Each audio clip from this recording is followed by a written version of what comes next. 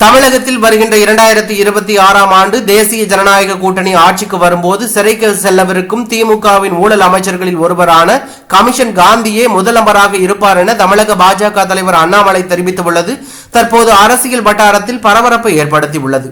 பொங்கலுக்கு வழங்கப்படும் இலவச வேட்டி சேலைகளில் அவர் ஊழல் செய்திருப்பதாக அண்ணாமலை குற்றம் சாட்டியுள்ளார். மேலும் பேசிய அவர், கூட்டுறவு சங்கங்கள் என்ற பெயரில் தனது பினாமி நிறுவனங்கள் மூலம் மக்கள் பணத்தை நூதனமாக கொள்ளையடித்துக் கொண்டிருக்கும் அமைச்சர் காந்திதான் தான் செய்யும் ஊழலுக்கு IAS அதிகாரி ஒருவர் சண்முக சுந்தரம் என்பவர் தடையாக இருக்கிறார் என்பது தெரிந்ததும் அடுத்த 2 நாட்களில் நேற்று அவரை கைத்தறி துறையிலிருந்து பணிமாற்றம் செய்திருக்கிறார்கள். கைத்தறி துறையில் நடக்கும் மெகா ஊழலை கடந்த ஆண்டே கண்டுபிடித்து கூறியும் முதலமைச்சர் அவரை தொடர்ந்து அதே துறையில் அமைச்சராக நீட்டிக்க செய்கிறார் என்றால் அமைச்சர் செய்யும் ஊழலின் பங்கு முதலமைச்சருக்கும் செல்கிறது என்பதுதானே பொருள்.